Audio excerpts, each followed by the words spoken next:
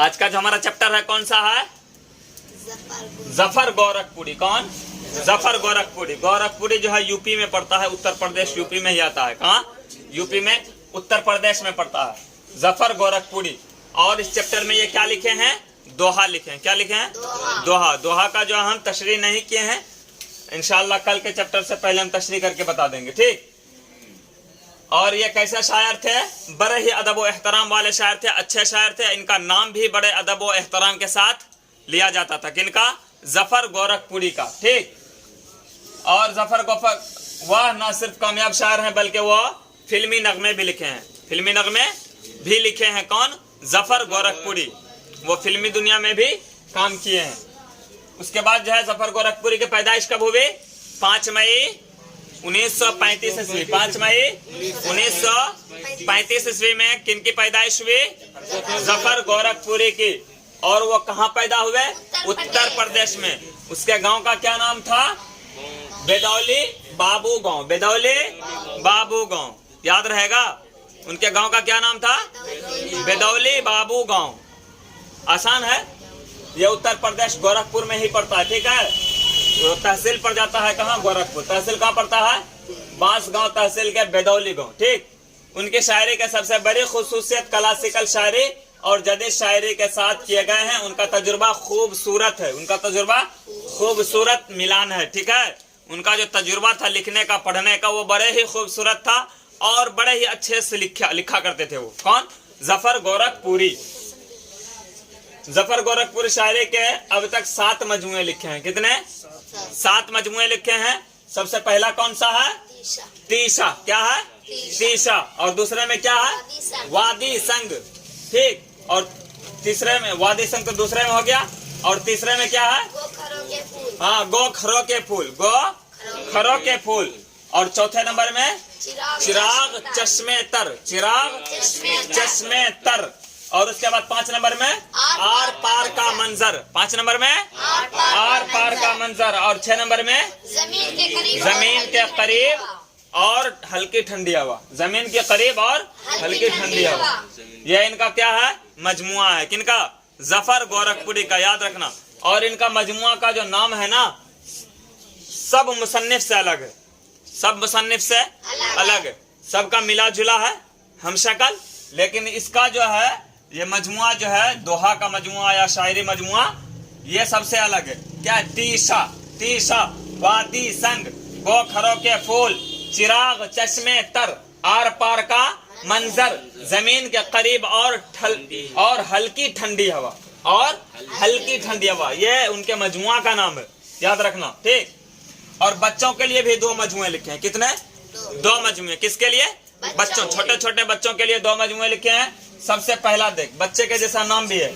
उसके मजमुआ का नाम बिल्कुल आसान नहीं है। नाच रे गुड़िया। बच्चा ही ना, तो नाच रे गुड़िया। और 2 नंबर में क्या है? सच्चाइयाँ। 2 नंबर में सच्चाइयाँ, ठीक, याद रहेगा। और जफर गोरखपुरी ने रियासत हाय मुत्तहिदा कहाँ गए?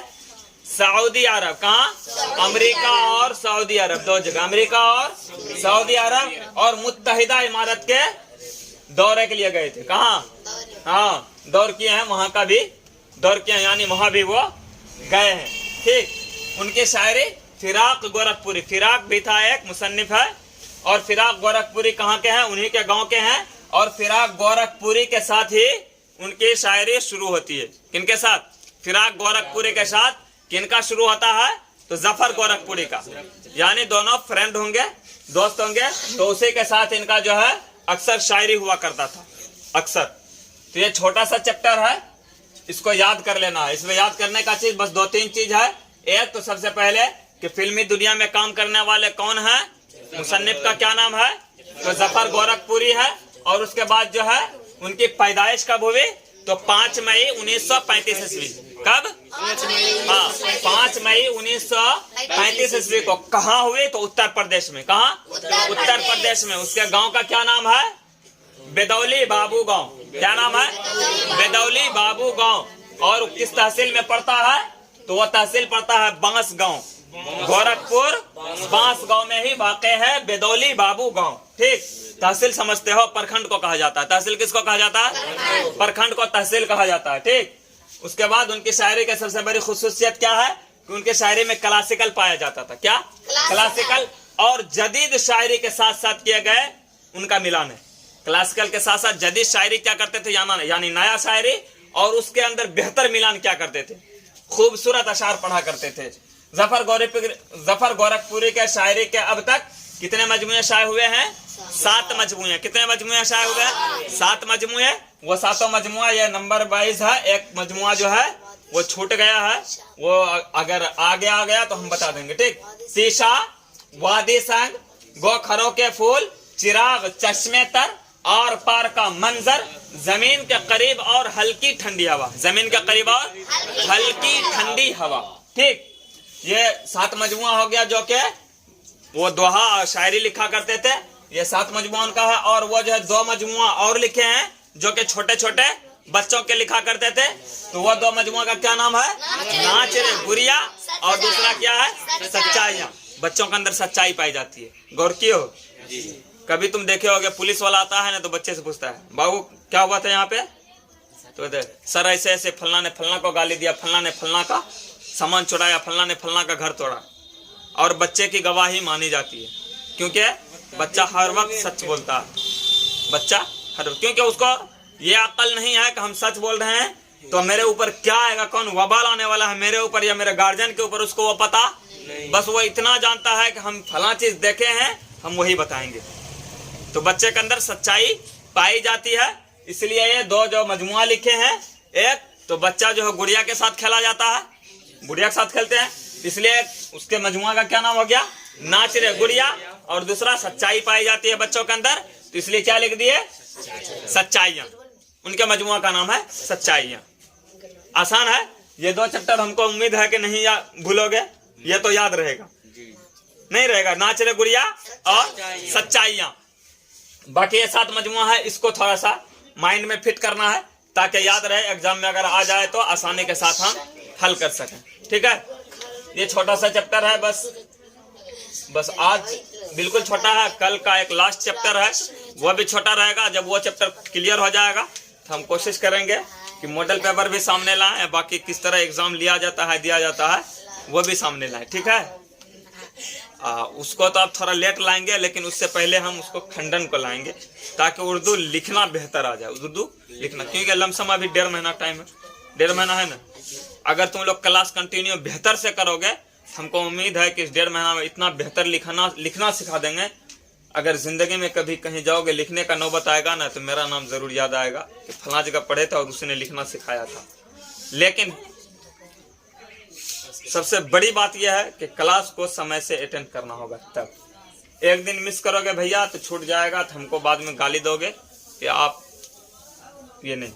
कंटिन्यू क्लास करो, कोई दिक्कत नहीं है। 4 ही बच्चे हो, बेहतर है, उसी को ढंग से पढ़ाएंगे। और इस चीज को हमेशा याद रखना, यही 1.5 महीने का क्लास तुम्हारे जिंदगी का फैसला होगा।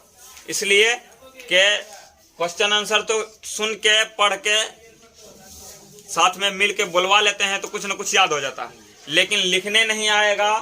ऑब्जेक्टिव को तो किसी तरह गोलंबर कर दोगे। अरे ऑब्जेक्टिव तो अगर रट्टा मारे होगे तो याद रहेगा, वो तो किसी तरह तुम गोलंबर पास नंबर तो ले आओगे, लेकिन जो नंबर लाना है मुझे वो नहीं आ पाएगा। वो उसी वक्त आएगा जब तुम्हें उर्दू लिखना आएगा। ऑब्जेक्टिव को तो तुम बना लोगे, लगत लगाने तक खट्टो, लेकिन सब्जेक्टिव में फंस जाओगे। तो सब्जेक्टिव को अगर बनाना है, 10 नंबर वाला 10 नंबर लेना है, तो क्लास को कंटिन्यू अटेंड करना होगा हर हाल में। अगर क्लास अटेंड नहीं करेंगे ये 1.5 महीना, तो हमको उम्मीद है कि पास का तो गारंटी नहीं लेंगे, लेकिन फेल का गारंटी हम जरूर लेंगे। तो क्लास नहीं अटेंड करेंगे तो इंशाल्लाह फेल का गारंटी हमसे ले लीजिएगा। अगर क्लास को अटेंड करेंगे 1.5 महीना, तो हम गारंटी लेते हैं आप 80 नंबर से प्लस लाएंगे। कितना? इस नंबर को आज आप नोट कर लीजिए, 80 नंबर को अगर कंटिन्यू 1.5 महीना क्लास किया, हमको यकीन है कि हम 80 नंबर ला के दिखाएंगे। 80 नंबर, लेकिन शर्त है कि आप समय से क्लास अटेंड कीजिए, एक दिन भी छोड़िएगा नहीं, क्योंकि पता चलेगा जिस दिन आप छोड़िएगा उस दिन एक आर वाला वर्ड रहेगा तो पता चलेगा, एक आर समझे में नहीं आएगा कि उर्दू में क्या लिखा है, नहीं समझ। इसलिए इस चीज को हमेशा याद रखिएगा। और एक एक पॉइंट ही चलेगा, पॉइंट से ही लिखना सीखिएगा, नहीं पॉइंट चलेगा तो लिखना नहीं सीख पाइएगा, फिर दिक्कत होगा आगे चल के। फिर हमको गाली बकिएगा, पैसा फ्री का ले लिया था तुमने, कहे फिर माफी चाहेंगे। गाली नहीं देना, बगैर गाली। 1.5 महीना है, किसी तरह अटेंड कर लीजिए, उसके बाद पढ़ना होगा, आगे पढ़िएगा, नहीं पढ़ना होगा नहीं पढ़िएगा अपने